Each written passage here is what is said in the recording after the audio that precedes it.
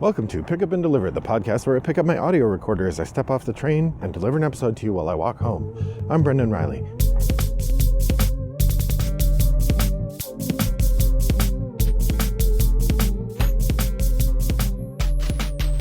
Well, good evening, listeners. It's a blustery, chilly night here in suburban Chicago.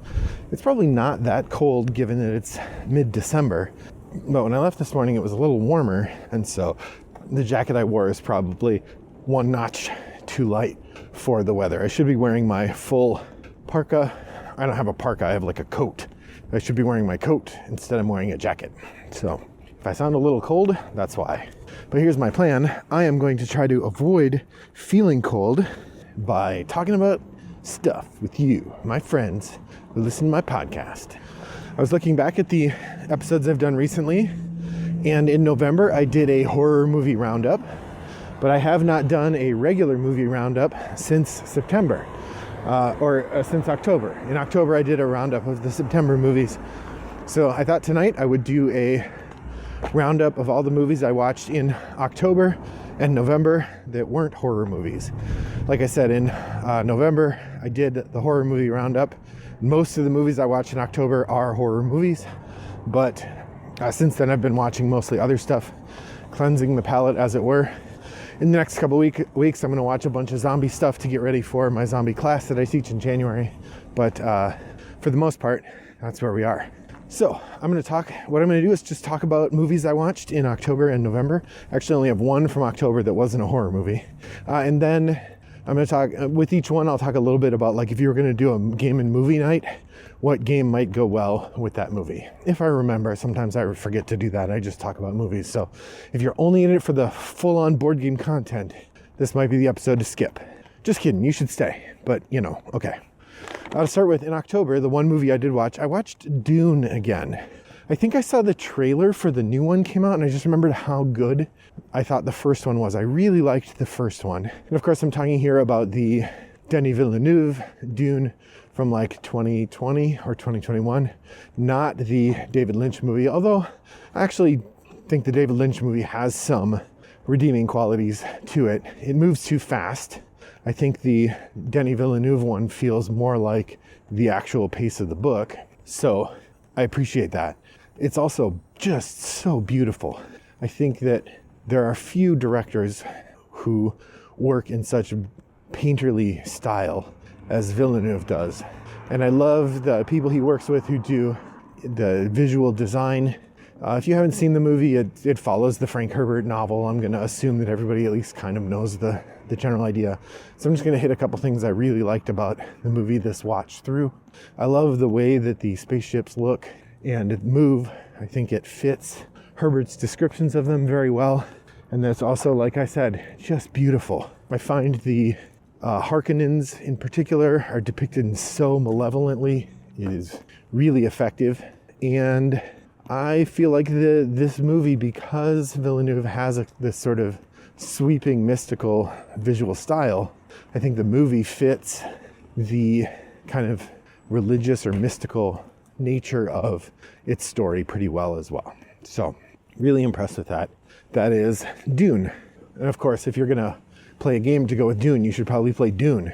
I have played the shorter version of Dune. I can't remember what it's called. It's like Dune Strategies or something.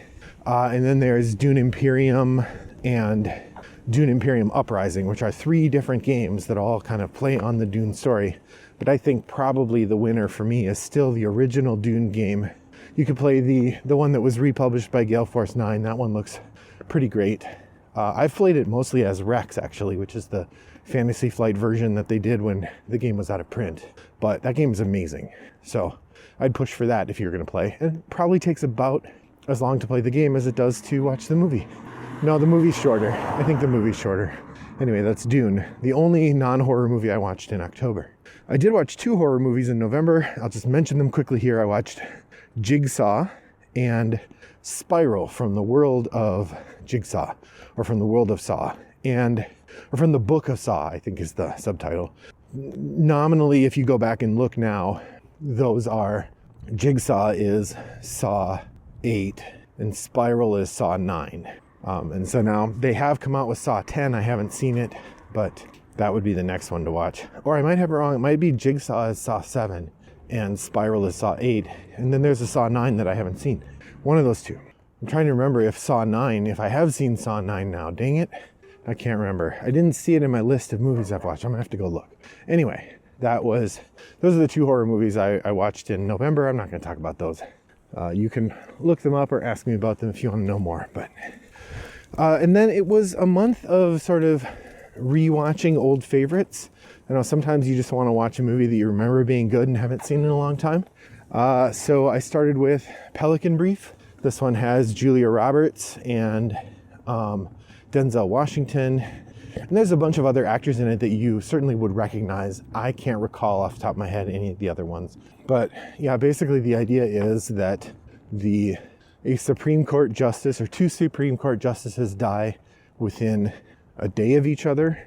And it's a national tragedy, of course. And then there's a law student who develops a theory about the murder of these 2 justices. I think one of them is murdered and the other one seems to die of an accident. But she develops a theory that perhaps both of them were murdered and it had to do with a case that was coming before the Supreme Court, and that it was about money.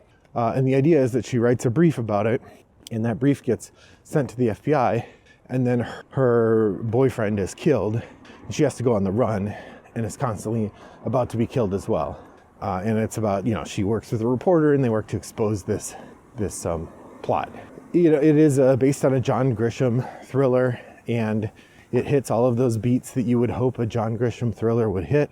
It's got a relatively young Julia Roberts, and she's always enjoyable in every movie she's in, but she does a decent job in this one.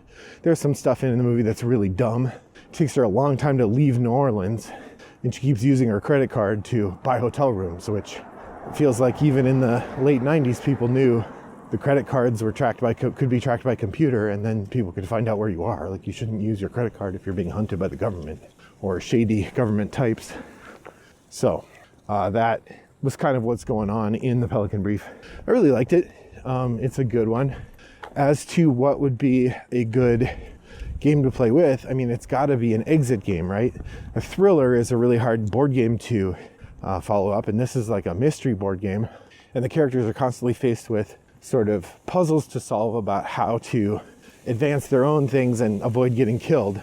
So it feels like an exit game or an unlock game would fit this really well. Now, as far as I know, there aren't any exit games or unlock games that have this particular theme, but you could certainly find one of the murder ones, or you could go for something like Hunt a Killer, which is specifically about murder.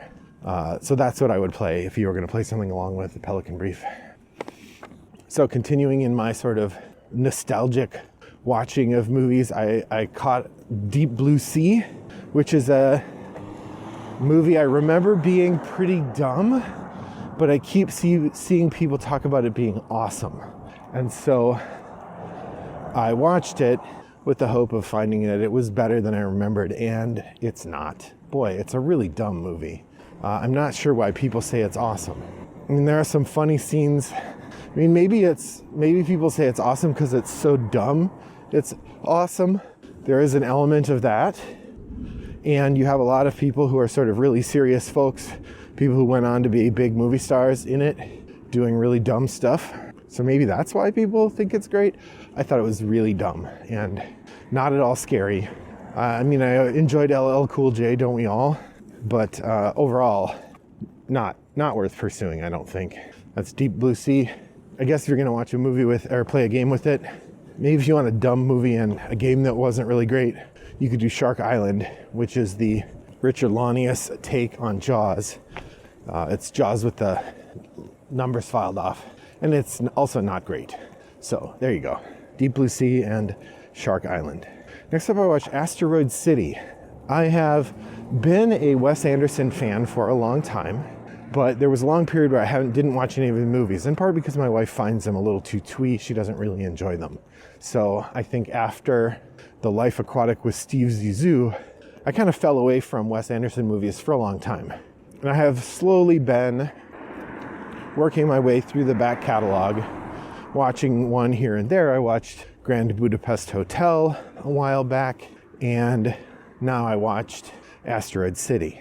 It is everything you would expect from this from this filmmaker. It is incredibly precisely made, very carefully sculpted in terms of its visuals. The characters talk like they're in a stilted play. There are lots of eccentric elements and weirdos in the movie. It is absurdist and delightful, and I had a great time with it. It is really strange, though.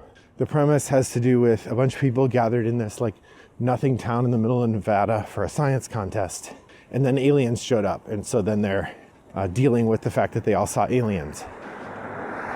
And the government sequesters them and tries to get them to tell people, not to tell people there were aliens. And of course, all the characters are Wes Anderson characters, so they all act real weird. So of course they act real weird. If you were going to play a game with this movie, I think the game I might suggest would be Moonga Invaders from Outer Space. This is a Martin Wallace game that I've never successfully played. The rules are a little convoluted, but the idea is that you have these mad scientists and they're creating monsters and bringing them in and having them attack cities and stuff. It's super weird. Comes with these miniatures. It was part of Martin Wallace's Tree Frog line and generally thought to not be that great as a game, but it's so dang weird and idiosyncratic. Like, when Martin Wallace makes a game, he kind of hits for the stars, and those stars are strange. So I'm really happy to have that game, and someday I'm going to play it, and then I'll be able to reflect on why it's weird that I'm happy, because it's so weird. But mad scientists and Moonga Invaders and whatever, I don't know the title, Moonga Invaders. Go to the show page for the game, for this episode, and look it up. I'll have a link to the game. So that is Asteroid City. Next up, I watched The Holiday, which is a movie I've never gotten around to watching. The premise is that you have Cameron Diaz and you have Kate Winslet, and they both are looking for a change, and so they do this weird thing where they house swap. It's sort of like Airbnb in the early days, where they go to each other's house for a week and basically fall in love with people while they're there. It's a light romantic comedy. It's mostly silly, but kind of nice. I like the characters in it. Jack Black plays a very straight character, which is kind of weird, given how crazy he is now. Cameron Diaz is pleasant, but a little goofy. There's also a really improbable scene where she just like lets a stranger into the house that she's staying at to sleep and like gets with him, which is super weird. But otherwise, a delightful movie and one I'm glad to have watched. That's The Holiday. I don't know what the board game would be. Fog of Love, perhaps, is the romantic comedy game. Maybe that's the one you'd play. I don't have a better answer for that particular question. Finally, the last movie I want to talk about is The Killer. This is the new a new David Fincher movie they made for Netflix. It is about an assassin who is bad at being an assassin, really. And I saw a review talking about it as a comedy or a satire.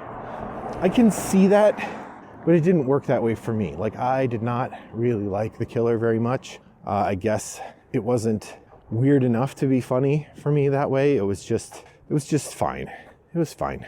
Definitely worth watching if you're a David Fincher fan. I mean, the characters in it were compelling, but I didn't really enjoy the movie very much, and certainly won't be watching it again. There is a game that came out this year called Sniper Elite, which I haven't played, but that seems like the game you should play if you're going to be playing a game about an assassin. So check out Sniper Elite to go with The Killer. Well, that's about it for what I have to talk about today, and I'm home, so I'm going to call that a day. What films have you been watching? Head over to Board Game Geek Guild 3269 and share your recent movie watching there. Also, was there a better game to recommend with one of these games? You tell me. You can reach out to me on Board Game Geek. My username is Wombat929, or we could play a game asynchronously on Board Game Arena. My username is Wombat929 there as well. Thanks for joining me on my walk today. I hope your next walk is as pleasant as mine was. Bye-bye.